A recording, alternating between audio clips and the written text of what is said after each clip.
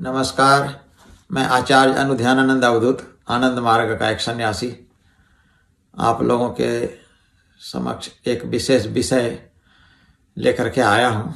मैं आज चर्चा करना चाहता हूँ। बहुत सारे लोगों के मन में प्रश्न रहता है, भगवान कहाँ रहते हैं। ये एक स्वाभाविक प्रश्न है, क्योंकि भगवान को हम लोग आँखों से देखते नहीं हैं, देख नहीं पाते हैं। यदि हमारी साधना अच्छी है, इच्छाएं मजबूत है, तो भगवान शरीर भी दर्शन देते हैं। परंतु भगवान एक इस प्रकार की सत्ता है जिसके बारे में कुछ सही कह पाना भी मुश्किल है कि भगवान का सही रूप क्या है, वो किस रूप में होते हैं। वो एक अनुभव की बात होती है, क्योंकि वो निराकार हैं, सगुण भी है, वो एक आकार में भी होते हैं, साकार भी होते हैं, लेकिन उस साकार पूरी दुनिया ही भगवान है, भगवान का ही एक रूप है, इसलिए उनको साकार ब्रह्म भी बोलते हैं। परंतु उस साकार ब्रह्म में कौन सा भगवान का जो रूप है, लोगों के बस की बात नहीं है कि हम उसको पहचान पाएं। ये उनकी विशेष कृपा होती है, वो हम लोगों को अनुभव कराते हैं कि भगवान क्या है। भगवान एक विराट सत्ता है, चैतन्य सत्ता है, उसे हम आँख से देख नहीं सकते। बहुत सारी चीज़ें दुनिया में हम आँख से नहीं देख पाते, अपनी आँखों से नहीं देख पाना, इसका मतलब यह नहीं होता है कि वो वस्तु नहीं है। हमारी बहुत सारी चीज़ें अनुभव पर आधारित होती है, जिसे हम सिर्फ अनुभव ही कर सकते हैं। इवन हमारा मन, जिसको हम आज तक नहीं देख पाए, लेकिन हमारे शरीर में मन अवश्य है, और मन ही हमारे शरीर को संचालित कर रहा है। मन हमारे जो भौतिक शरीर है, इससे भी अधिक शक्तिशाली है। तो इसका मतलब हम यही कहना चाहते हैं कि जो चीज़ हमें दृश्य नहीं है, हम ये ऐसा नहीं कर सकते कि वो होता नहीं है। भगवान भी एक इसी प्रकार की बस सत्ता है, भूमा सत्ता जिसको बोलते हैं, कॉस्मिक एनर्जी, कॉस्मिक शक्ति, भूमा चैतन्य, दुनिया चैतन्य सत्ता से बनी है। तो सवाल उठता है, प्रश्न आता है मन में कि आखिर भगवान भी तो कहीं रहते होंगे, कहीं उसका केंद्र होगा। तो हमारे गुरुदेव श्री श्री आनंद मूर्ति जी अपने प्रवचन में बहुत बार इस बात का चर्चा किए हैं कि भगवान कहीं दूर दराज, कहीं किसी दूसरे लोक में नहीं होते। भगवान हमारे अंदर की वस्तु है, हमारे हर कण कण में होते हैं। जैसे दूध में घी छिपा होता है, हमें दिखता नहीं है, दूध को मंथन करना पड़ता है, दही जमाना होता है, या दूध को गर्म करके छाली ऊपर का क्रीम पार्ट को निकाल करके फिर उसको भी मंथन करना पड़ता है। जब मंथन करते हैं, उसमें से फिर जो एक सार तत्व निकलता है, वो घी होता है। उसी प्रकार से हमारे इस जीवन में, हमारे जीवन का मंथन करना होता है, साधना करनी होती है। हमारे हर कण कण में वो व्याप्त होते हैं। जैसे दूध के हर कण कण में, बूंद में घी है, लेकिन हम उसको चूंकि बहुत ही थोड़ी मात्रा होने की वजह से निकाल नहीं पाते, देख नहीं पाते। उसी प्रकार से हमारे भी इस जीवन में हमें अनुभव करने के लिए 1 मिनट 2 मिनट सिर्फ बैठने से नहीं होगा। आधा घंटा, 1 घंटा रोज हम नियमित रूप से 1 घंटा बैठें, उसको हम चिंतन करके अंदर की ओर देखें, झांकें, तो भगवान हमारे अंदर ही हैं, कहीं बाहर नहीं है। उनका कोई विशेष रूप नहीं है। वैसे अवश्य ही भगवान का एक जो शरीर के रूप में आते हैं, उसके बारे में कहा गया है, तारक ब्रह्म जो सद्गुरु होते हैं, वह अवश्य ही एक विशेष शरीर लेकर के आते हैं, लोगों को दिशा निर्देश देने के लिए। जब लोग दिग्भ्रमित हो जाते हैं, अपने आप को असहाय समझने लगते हैं, समाज में असाधुता बढ़ जाती है, तो साधुओं की रक्षा करने के लिए, उसको दिशा निर्देश देने के लिए, समाज को सहारा देने के लिए वो एक शरीर में आते हैं, भौतिक शरीर में। तो वो व्यक्तिगत जो विशेष शरीर होता है, हम ऐसा भी नहीं कह सकते हैं कि भगवान का रूप वैसा ही है, क्योंकि वो एक विशेष भौतिक शरीर, जिसको महासंभूति भी बोलते हैं, उस शरीर में जब आते हैं, तो उनको हम लोग तारक ब्रह्म कहते हैं। तारक ब्रह्म तो हमेशा के लिए हम उनको याद रखते हैं, लेकिन वो एक विशेष फॉर्म जो है, उनको हम तारक ब्रह्म की संज्ञा देते हैं। जैसा कि हम जानते हैं, भगवान श्री कृष्ण, भगवान सदाशिव, भगवान श्री श्री आनंद मूर्ति जी, ऐसे ही तारक ब्रह्म एक विशेष भौतिक शरीर लेकर के आए। उन लोगों, उनके द्वारा, उनके भौतिक शरीर के द्वारा समाज को एक विशेष दिशा निर्देशन दिया गया। तो उनसे आज भी हम लोग प्रेरणा लेते हैं। हम लोगों को वो दिशा निर्देश ही दे करके नहीं आते सिर्फ, बल्कि व्यवहारिक तौर पर कैसे चलना है, उसके बारे में भी हम लोगों को वो साथ लेकर के चल करके अपने आप को चल करके दिखाते हैं, व्यवहारिक गुरु होते हैं। तो लेकिन ये जो भगवान है, जो हमारे सार्वजनिक तौर पर एक चर्चाएं होती है, भगवान बहुत बड़े होते होंगे या कुछ सूक्ष्म होते होंगे, तो वो एक लोगों के अंदर एक स्पष्ट कोई विचार नहीं बन पाता है कि भगवान कैसे है।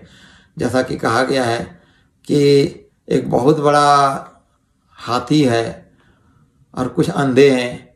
जब उस हाथी के बारे में जानकारी लेना चाहता है तो कोई जाकर के उसके पैर को पकड़ करके अनुभव किया कि हो सकता है भगवान पाया की तरह है, पिलर की तरह है। किसी ने सूंड पकड़ा तो देखा कि ये तो पाइप की तरह है। किसी ने कान पकड़ लिया, चूँकि अंधा है, देख नहीं पा रहे हैं, तो उन्होंने सोचा ये तो सूप की तरह है। तो किसी ने उसके पेट को सहलाया, देखा ये तो बहुत बड़ा दीवाल है। तो जो भी हो, जिसको जिस प्रकार से अनुभूति हुई उसी प्रकार से भगवान के बारे में वो अपना बता के चले गए। लेकिन भगवान उतने ही नहीं हैं, भगवान असीमित सत्ता हैं, वो बहुत ही कुछ हैं, उनको हम एग्जैक्ट अनुभव नहीं कर सकते। वो अनंत सत्ता है। हमारी हर वस्तुएं, हर क्षमताएं सीमित है। हम सीमित सत्ता, सीमित शक्ति से असीमित शक्ति का हम माप नहीं कर सकते। लेकिन अवश्य ही ये बात अवश्य ही तर्कपूर्ण युक्ति संगत है कि इवन वो अनंत हैं, फिर भी उनका एक प्राण केंद्र कहीं न कहीं तो है, अवश्य है। तो उसके बारे में एक कहानी है। भगवान को हम नारायण कहते हैं, भक्त को नारद कहते हैं। नार मतलब भक्ति, तो जो उसमें आश्रय लिए हैं वो है नारायण, जो आश्रय देने वाले हैं नारायण, और जो हम लोग आश्रय उसमें लेते हैं हम हैं नर। और जो उसको बांटते हैं भक्ति को, उसको बोलते हैं नारद। तो भक्त को नारद भी कहते हैं। तो एक भक्त ने भगवान से पूछा, हे भगवान, हमें ये तो बताओ, जब हमारे दूसरे भक्त तुम्हारे बारे में ये चर्चा करेंगे, पता करेंगे, पूछेंगे कि भगवान का निवास स्थान कहाँ है, तो हम उसे क्या बताएंगे? तो भगवान नारायण ने कहा कि नाहं तिष्ठामि वैकुंठे योगिनां हृदये न च मद्भक्तः यत्र गायन्ति तत्र तिष्ठामि नारद। हे नारद, हे भक्त, मैं कोई वैकुंठ में भी नहीं रहते, उस इच्छा रहित मन में भी नहीं रहते, उस योगिनाओं के हृदय में भी नहीं रहते। मतलब जो हमें बहुत खोज रहे हैं, बैठे हैं योग के नाम पर इधर उधर कर रहे हैं, हम ऐसे योगियों के हृदय में भी नहीं रहते हैं।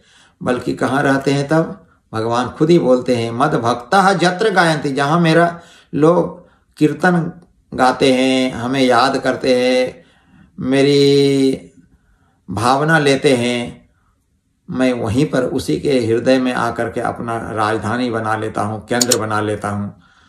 चूँकि उनका कोई एक केंद्र सिर्फ ऐसा नहीं है कि जब हमारे हृदय में तो वो हमारे पास ही हो गए तो दूसरे के पास कैसे जाते हैं। वो तो अजस्त्र बाहु हैं, अजस्त्र, उनके पास कोई, चूँकि हमारे पास 2 हाथ 2 पैर 2 कान है, तो हम उसके बारे में सोचते हैं कि वो कैसे चल के गए, कैसे चल के जाएंगे। 2-4 पैर से तो चल कर मेरे पास आए नहीं। वो अपना प्राण केंद्र हमारे पास भी बना लिए और सेम ही टाइम वो प्राण केंद्र दूसरे के हृदय में भी बना सकते। इसीलिए भगवान जो है वो अनंत सत्ता है, अनंत शक्ति हैं। उसे हमें अनुभव करने की ज़रूरत होती है। भाषाओं से हम उसको व्यक्त नहीं कर सकते हैं।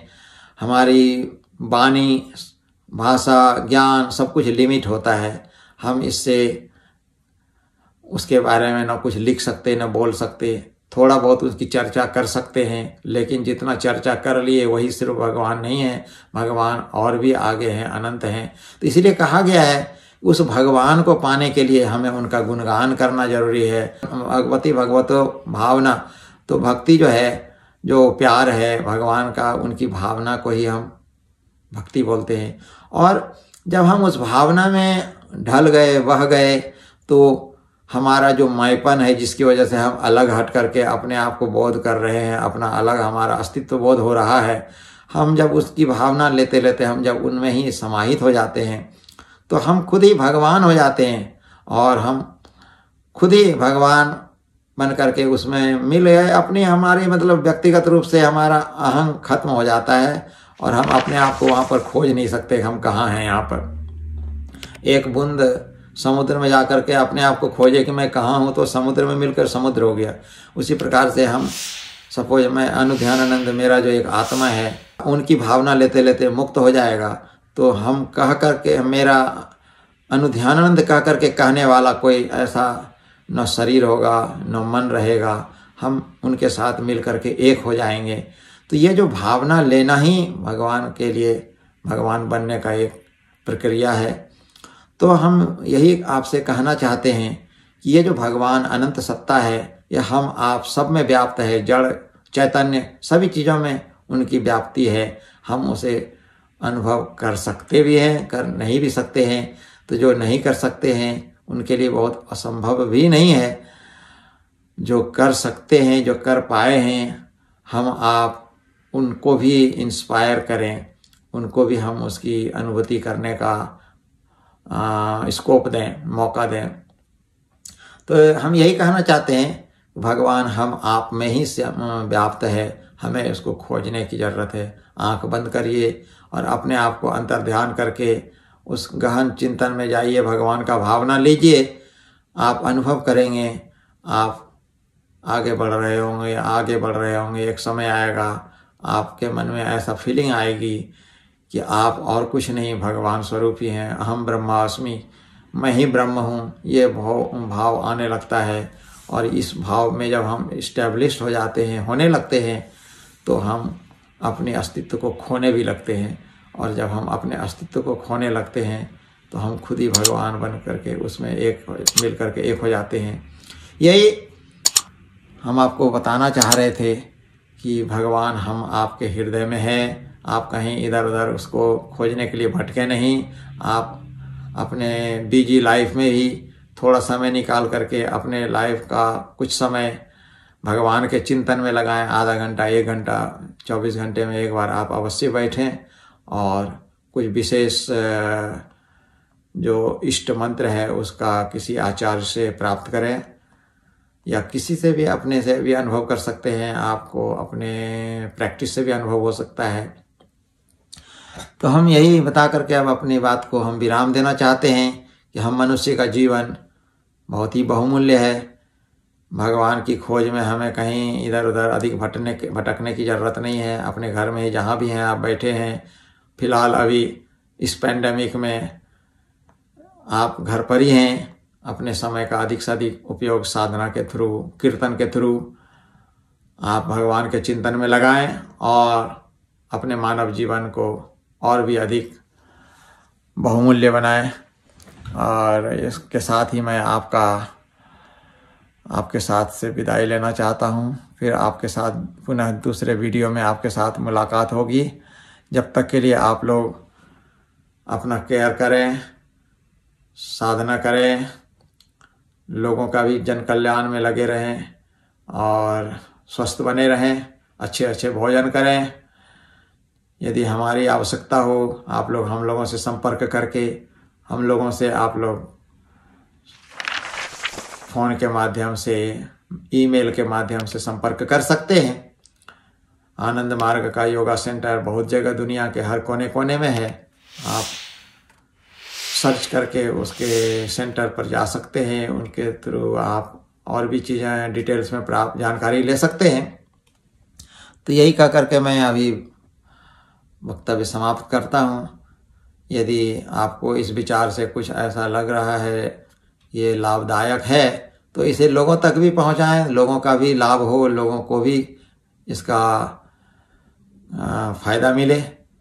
इसी उम्मीद से आपसे विदा लेता हूँ।